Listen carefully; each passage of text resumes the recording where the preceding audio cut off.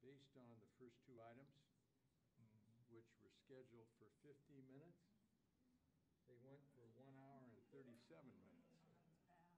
I mean, I didn't think we'd do that utility rate thing in 20 minutes. well, no, I didn't either. I know that the mayor says that that's just presentation time, but I think we need to be a little, or put a slash and put the additional, because if other people want to come at a certain time, it's a little bit of a misinformation. Yeah. It is. You could probably say 20-minute presentation, 20-minute questions, or, something, because we get long.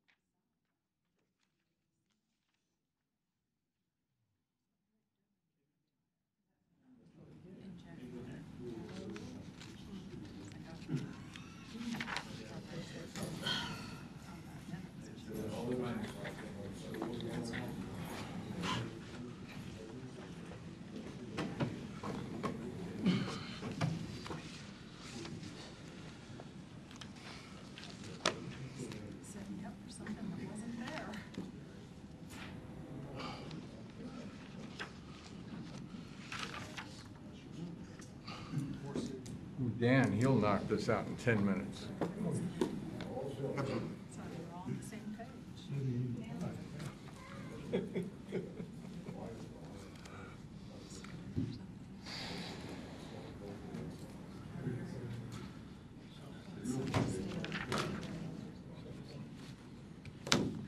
Dan, is this going to require us putting up signage in all these parks? No.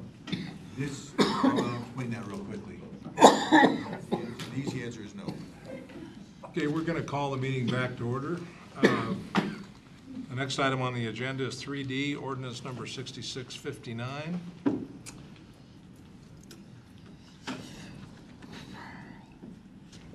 Sir Dan.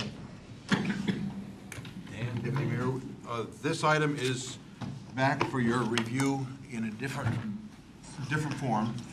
The original version did include some additional territories. The areas that were identified for the stay out of areas of drug activity have been pared back to take out a portion of the property that included territory within the Muckleshoot Indian Reservation.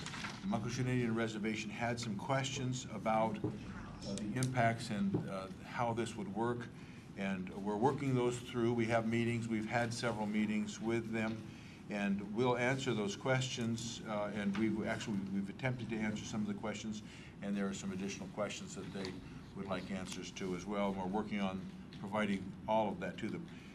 The long and the short of it is it may be that we'll be bringing this back to you in a slightly amended version down the road, reinserting the territory that was called out for this version. But our intention is our hope is to move forward with this with at least the original 4 areas. And the 4 areas include the downtown area, obviously an area where the police have a lot of different concerns regarding a proliferation of illegal drug activity, areas around the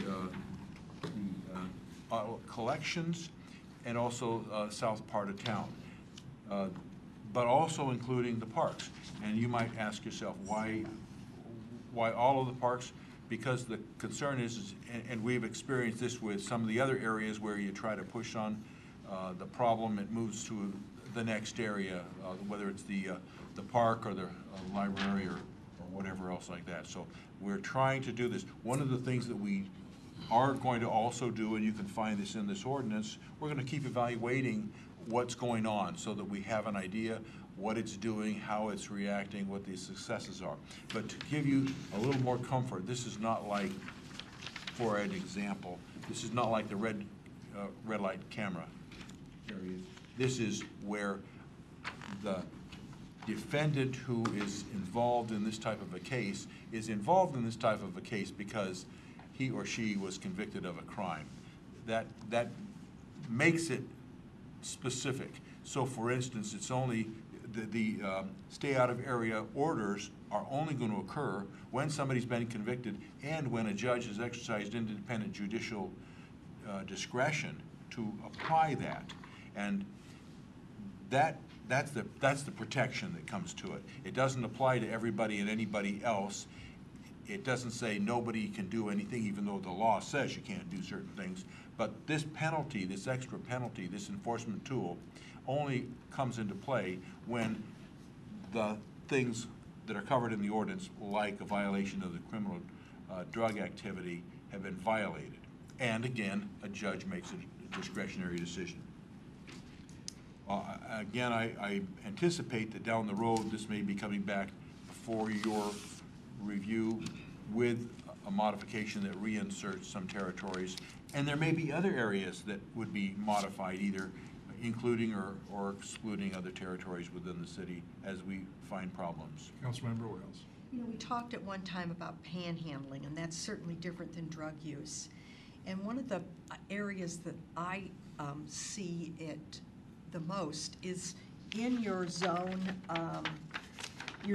1, right there where you come off of Highway 18 and Auburn Way. Is there anything we can do to get no panhandling signs put up? Well, that's actually a more complicated question than you might anticipate. That is not the type of thing that would preliminarily apply. It wouldn't. You're not going to get a judge to say no panhandling under as a general rule under this ordinance. If we had a different ordinance, we'd have to make sure that we met the requirements that are actually becoming harder and harder to enforce. Okay. But that's something That's another whole that's a issue. completely I'm different sorry, topic. that was a bird walk or whatever or something, but yes. Okay.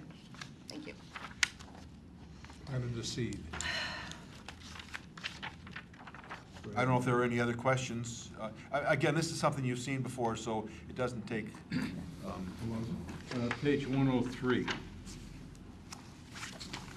The third whereas from the top of the page. I think that this whereas is a little weak, Dan.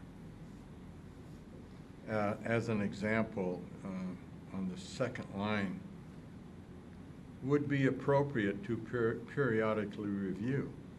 Oh, you can review it if you want to. Can't we, what if we put in there something, annual report to the council? Some such language. So we get some feedback on this type of ordinance. My expectation is you will be getting reports, because this is going to be something that the review and assess the effectiveness and implications. That's going to be something that's going to be part and parcel with a big task of all of the offices that are involved in these activities. If you wanted a report to the council, that could be easily plugged in. It would probably be plugged in down into the body of the ordinance, where we talk about the review and evaluation of 090,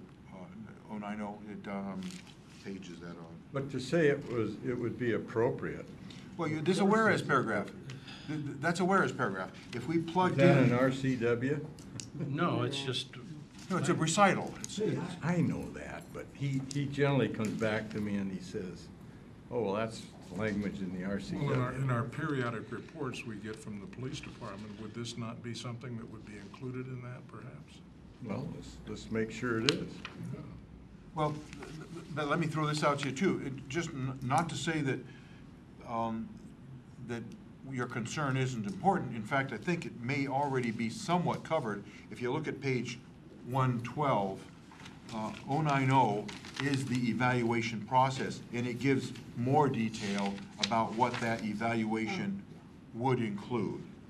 Now, the recital talks about it's a good idea to do that. 090 talks about what that includes. And if we needed to or wanted to beef that up, we certainly could do so. That's the intention. And I'll tell you honestly, part of the reason that we plugged that in is because when we looked at the dozens of cities, there are dozens of cities in this state that have ordinances similar to this. We asked them, okay, what is your history? What is this? They say, well, it's a tool. It's a tool that the police use, and they can tell you how many times it's been used, but they can't tell you necessarily what the story would have been without that tool. And that's what we wanted to plug in. We wanted to say, okay, well, let's look at it. Not only how many times it's being used, but what is the effect? What are we seeing from these results? And so, Bill, the desire for the information that you want is absolutely appropriate, and if we need to change it, it would not be changed in the recital, it'd be changed in 090. Oh, okay. So you can add something in 090? We could change in this, and we could say that Where are you looking here? well, I put it under B, the mayor or designee shall also develop strategies to include issues related to the addressing of this chapter, including amendments thereto, and periodic reports to the city council. Perfect. Councilmember Take Wales. care of me, man. You know, one of the things that federal legislation has done for the schools is required schools to be gun-free, and you'll see the gun, and it'll say gun-free zone and a slash through it, and they've got skateboard-free and whatever. And when you're a police officer or an administrator, you know, it helps you. It's an educational tool to say, you know, this is not appropriate here. It's really not appropriate anywhere, but at the schools, it's double the penalty and whatever. I think that we might want to consider educating the public by having some of these ASOTO signs at some of our parks, so that we can show our citizens that aren't using the drugs in the park what we're trying to do. And if you come across a kid, and not all police officers jump on everyone immediately, they want to educate too and say, hey, well, this is a soda, this is a drug-free area. So I think we need to think about, as we evaluate this over the next year, the possibility of the educational portion of this and having some signs. Could I, not trying to disagree with the concept, but let me throw a thought out that might also need to be incorporated into whatever action we have. The city of Auburn has a lot of parking spaces that are regulated. Don't park here, park here for no long, like that. The problem with a sign is that wherever you don't put a sign, somebody might get the impression that it doesn't apply.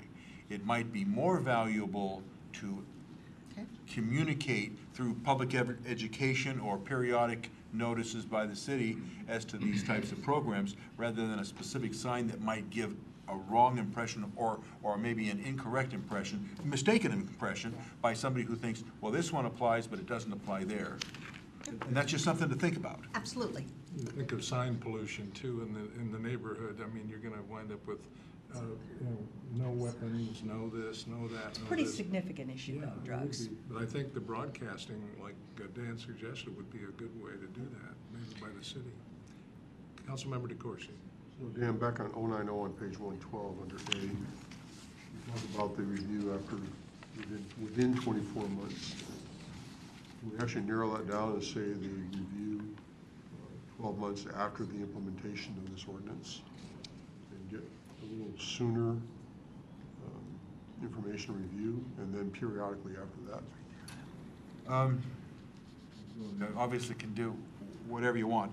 The 24 months was, we wanted to put something in there. If we put it in annually, we could do that. I mean, you could, you know, it's a time commitment.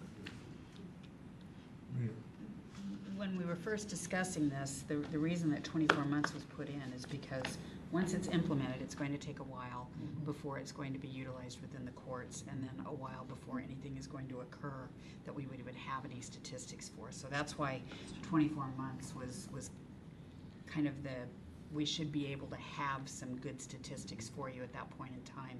At 6 months or a year, there might not be anything to report. That was the reason that the 24 months. And again, in following up on what the mayor said, this program will absolutely depend upon the courts ordering defendants to do certain things, and otherwise it won't affect them. Councilmember Pelosi, you had a question? Yeah, regarding parks, where she was going. I've seen parks through my travels with NLC that you come upon a park and it said, park so-and-so rules for the park. Do we have any of that, I wonder? Yeah, Some of them I do. That are posted? Well, maybe we ought to look at that and see if we're covering enough. I think we can do that at the end of 24 months. I just think it's a great idea that we're doing this, and we'll No, look at, No, I'm talking about, I'd like to see, maybe we ought to have a study session topic on the rules for our parks. Oh. Maybe they haven't been updated in 20 years or. Well, they've been 40 years. updated, they have been updated because that was one of the tasks that we worked with through Parks and the Parks Commission. So they have been updated. Do they include everything that they could? No, but it's not a bad idea to look at them periodically anyway. Yeah, so Bob, can we throw that on an agenda? item? Take that under Thank you. consideration. Talk to Daryl. Yeah, thanks. Councilmember DeCoursey. Dan, so I agree with Mayor. I mean, it says within 24 months on 090. But I would prefer to take the word periodically and change it to annually. Maybe it's every part year. of their report that they do. Yeah. They can do it, yeah.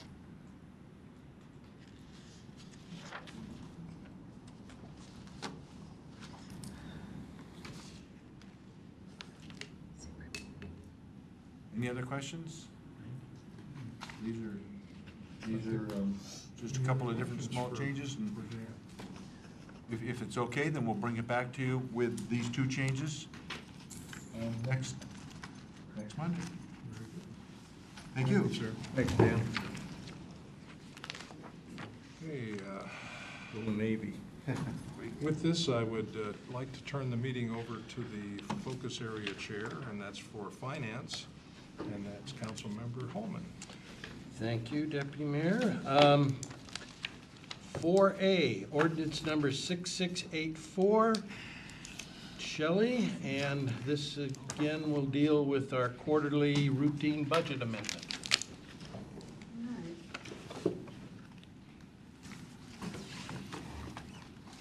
Okay, this is the sixth budget amendment of the 2017-2018 budget.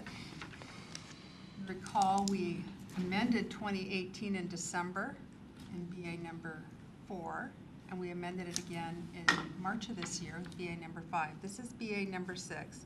The primary purpose of this amendment is to bring forward the actual fund balances where we ended up at the end of the year last year and post them as beginning fund balances this year. When we did the budget, we estimated what those beginning fund balances were. Now we know what they are, so we have about 16.4 million in beginning fund balances amongst all the funds that we're bringing forward. We also have a few other things in here. We're recognizing a couple of grants that were noted in here. We are also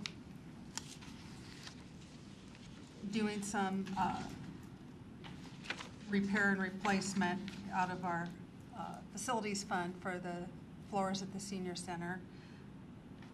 And we're also requesting to transfer $1.5 million from the general fund to the cumulative reserve fund. Some of that was one-time money in 2017 from the sales tax annexation credit and the bank property tax that we had levied to make up for the loss of the annexation tax credit. And we ended the year about 1.6 million to the good, adding to our fund balance. We've also moved some money out of our general fund, about 1.3, 1.4 million for arterial street preservation. So I recommend that we move this money over to be looked at as stabilization or one-time revenue and capital projects moving forward. You recommend, Go ahead. I didn't catch you on that. I recommend that we move it over to the cumulative reserve fund, and it can be used in the future to help stabilize general fund or any other fund. And Street also, funds, any type? it could, and capital is what it can be used for one time in the future. Thank you. There's also some additional, there's something a little bit unique in this one that we don't normally do. We are requesting to add some staffing. And one is a police officer. We have come to an agreement with Auburn School District on school resource officers, and we have a contract with them. They're going to take 2 of our officers, and this will backfill one of those officers that's being taken off the street, and we'll fund it with the contract from the school resource officer. And we also are asking for 3 new FTEs for the Auburn Municipal Airport. We have this in as a program improvement for the 2019-2020 budget. We can't wait till January 1 when that budget becomes available. We need to put funds in place and get some people hired out there and overlap with the existing management company so we have some continuity. That is unusual that we put FTEs in these. Councilmember Wales and then Councilmember Pelosi. I'm very, very pleased to see a records clerk. I think that that department never complains, and hope that after it's implemented, we have a chance to really evaluate if it needs to be temporary or permanent, but this is a great start. Well, this is what we're doing right now, and we have a process that we go through for adding permanent, regular, full-time FTE, and that will be through the process of the 1920 budget. This is a Band-Aid for now to get them through, and then this will be evaluated with the 1920 budget with a program improvement. Councilmember Pelosi. Thank you. The 3 FTEs for the municipal airport, is this to the 87,900 seems awful low for 3 FTEs. But they're not going to be there all year. They'll only be there a few months. Few months. Well, because we want them to start around October, so it's about 3 months salary and benefits for 3. So, I don't understand how they align with AMG out there. Well, AMG's contract is up on 12/31, and these, hopefully, we'll have these folks on board by the 1st of October. So we'll have about 3 months. That's what the plan is. Is the plan to hire the 3 current FTEs there now? They can certainly apply for the position. Okay. Councilmember Wales. Thank you. I just wanted to say that I think that back to the clerk issue, with the need for record requests, but additionally it'll help us with our minutes and some of the things that we ask for. And so, again, thank you for attention to that. Yes, Mr. Corsi. Probably more of a question for Ingrid. This is on page 117 under the project funding, so CP 1717, $220,000 higher than bids coming in over budget. We talked about the current bidding climate. Are we seeing a trend where this is now reversing from what it was, where the prices were low and we're seeing an increase? So I mean, generally in the market, there has been an increase. Auburn has managed to weather most of that, but I think we are catching up with a lot of what's going on in the market with connecting Washington and a lot of those projects actually moving forward now to construction. Construction for civil construction is getting much, much tighter. So we are seeing some increases in the bids, and so you'll see when that project comes forward for approval for award next Monday, you'll see that need for the 220,000. So do you anticipate that that's going to require us, as we go through more of the tip, to look at potentially higher costs for some projects? It depends. So some of that depends upon what time of year are we bidding, how the bid climate is this year right now may be different this time next year, depending upon what other things are going on within the overall region and industry. So I think we're seeing some increases just because everybody is extremely busy right now. Whether that continues into next year is hard to say. Any other questions? I just wanted to add one thing. There is a late budget amendment that came in that'll be added in the next week when I bring this forward, and it's a grant that the city is being moved up from Puget Sound Regional Council. It's for A Street Southeast Preservation Project. So you'll see the grant for $99,000 and the match out of our 105 fund for a total of about $200,000. Shouldn't be anyone objecting to money. Yeah, and just to clarify, that's just the design cost. The construction is actually in 2019 and already budgeted in there. Is there any extra we can move over to fourth? No, because it's grant funds. Okay, final question, Mr. Pelosi. You mean final question? Well, we're just trying to move on. We've been. Well, I have several in this section, Okay. of course. And this is on page 124.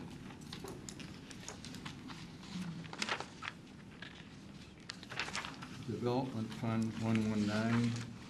The last line down there, increased salaries and benefits allocated from the general fund for CDBG grant program. I thought that the CBDG funds took care of the administrative costs. So why are we taking out of the general fund? Okay, we're going to move some salaries from the general fund to this fund. And it's not going to be all 145,000. There's more to this than just the salaries. The salaries are about 14,000. There's also going to be an increase in the program for housing repair work. Oh, okay. So the balance will go to, so this is to help administer that housing repair work. Perfect. Right. Thank you. Okay. Page, I've already got that answered. 100 Not a big deal. It's not a big deal. I took care of them all. It was just one question. Thank you.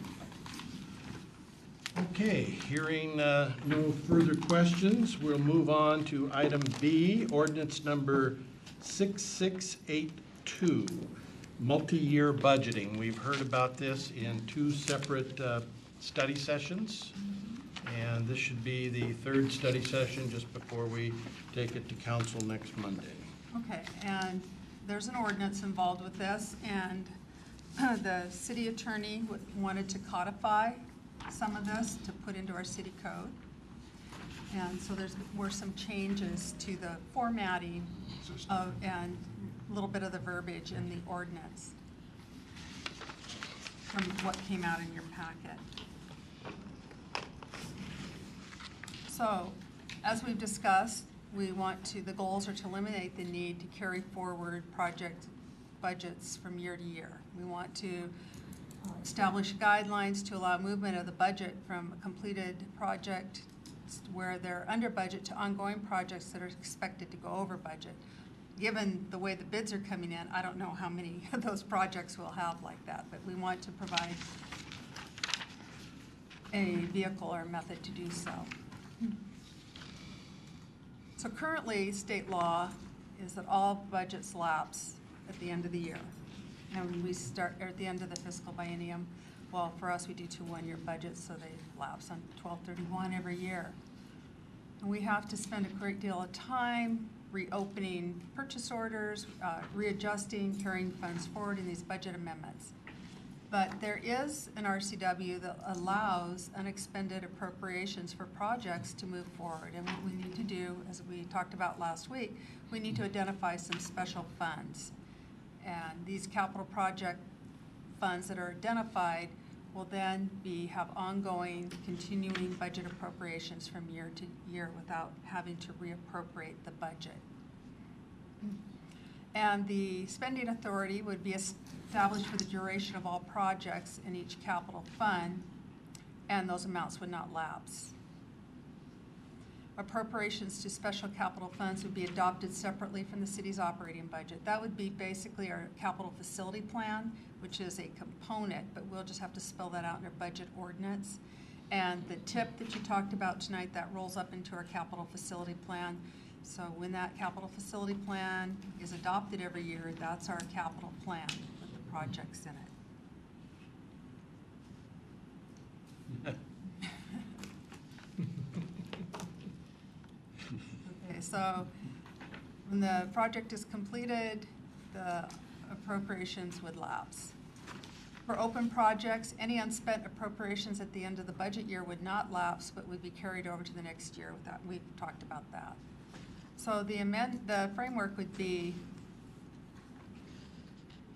all appropriations for new projects would be approved by council. Any additional funds for existing any existing projects as needed, and transfer funds between projects have similar purpose.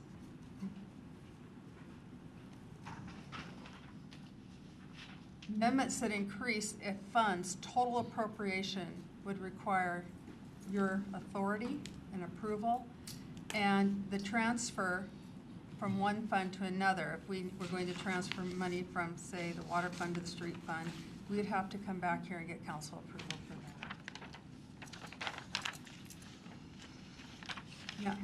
Now we want some guidelines around the transfer, those unexpended and unencumbered appropriation from one project to another within the same fund.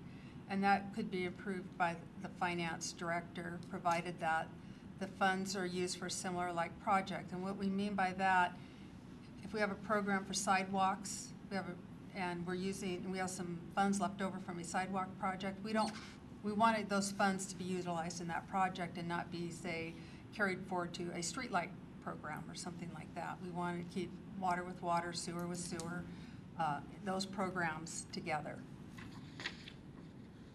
And the original project those funds are coming from is complete and unspent funds are remaining. Or a revised project estimate confirms that there will be savings in the original project and the purpose for which the funds were appropriated no longer exists, and the funds can be redirected to similar projects where needed. Any new project would have to be approved by council. We can't create a new project and take funds there. It has to stay within the approved projects. So the capital budget will update the CFP with new information, as we discussed, like the TIP will roll into it, and then every year we approve the CFP here as part of the comprehensive plan. And we would, as we amend the CFP element of the comp plan, and provide approval to spend the designated funds until expended or modified by future ordinance. So what we need from council, we need an ordinance to establish the multi-year appropriation for capital projects, a new capital budget fund structure. I showed that to you last week, and I can provide that again. You probably still have a copy of that in your book. And repurposing those funds to those special capital funds. Those are the yellow funds that we had highlighted. Whoop, there we are. So, are there any questions? We've talked about this quite a bit. We have, as I understand, it has first been used by Tacoma successfully, where you were exposed to the idea. And I imagine our ordinance is patterned after their Yes, it successful is. ordinance. Yes. And we expect to see this next Monday. Okay, great. Okay. Position budgeting, zero cost differential. It's merely in how we display. Correct.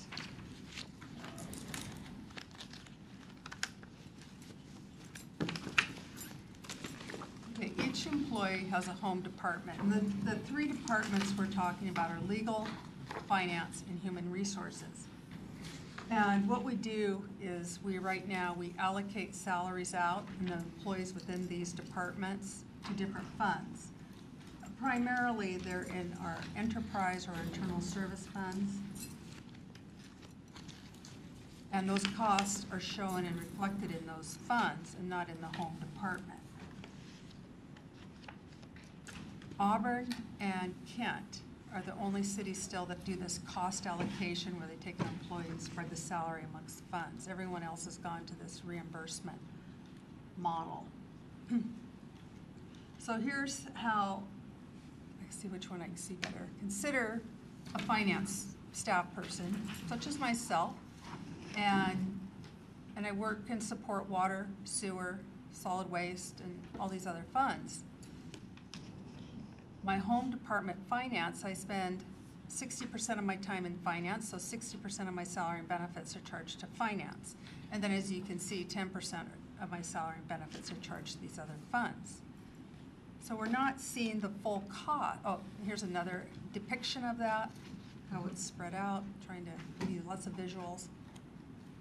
So the cost, say my position's cost, 100% of it isn't in the finance department. And this could be for any HR, legal, or finance employee.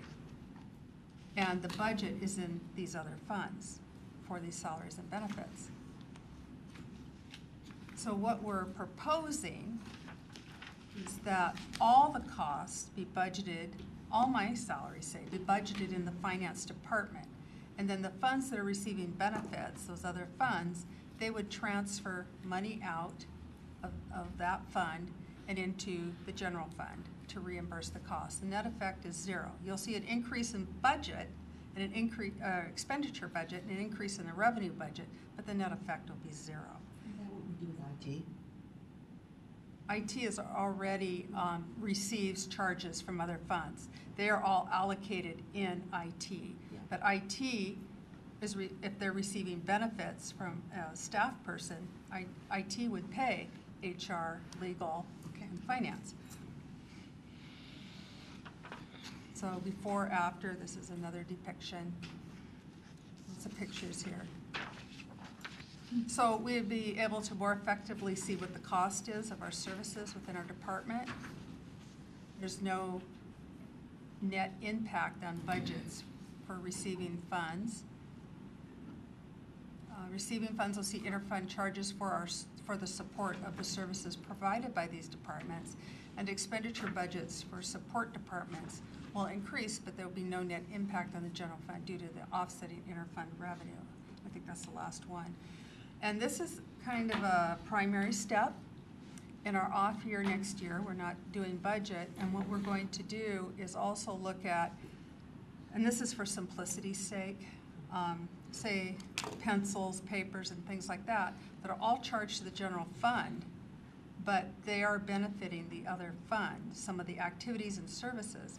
We're going to look at that also. We're going to get the salaries and benefits aligned, and now we're going to look at, are there any other costs, and to do it and allocate it in a reasonable, fair manner for those other funds. But this is step one. Any questions? What is the council's opinion? Does this sound like it would clarify things for us? Yes, I think so, simplify it. I think you have your consensus. Okay, all right. Deputy Mayor, it's all yours. Thank you, sir. Appreciate it. Well, let's whip through this matrix here pretty quick. I think we only have 3 items that are still TBD, and Vice Chair Pelosi, do you have any idea on the city of the consolidated court fees? So, Mr. Hyde, when can we get a date for the court fees? For the court fees, I think that was, the fees were gonna come from HR, but I will check with, It was Judge Tucker that was gonna help us with that. and I know that HR was talking to somebody. Okay, great. Judge Tucker was coming for something else. I don't think she was coming to talk about court fees. I think that was Rob that was Domestic going to do violence. it. I will check with, well, Mayor, we can talk and Yeah. perhaps task Aaron Barber. He loves coming to these meetings. Bob, on the salmon, we can add park rules review. Rules review. For future. Yeah, I wrote that one in, yeah. That's all I know. Any special date you want to plug in there, or you want to talk to Daryl, or? I can talk to Daryl. Yeah. Yeah. And then I'll send you an email. Good, thank you. Okay, finance. Scratch item 13, we covered that tonight, and the rest are still TBD. Try and get something on there by the next reporting. Are there any other newer items? Councilmember A DeGroot. correction on item number 4. Yes. It showed today as a presentation from Livable Cities. Ah. The date will actually be 8/27. And as I was, What date? 8/27. 27. And as I was talking to you, Rich, you mentioned that item number 7, that's scheduled for 8/27, will actually be 8/13.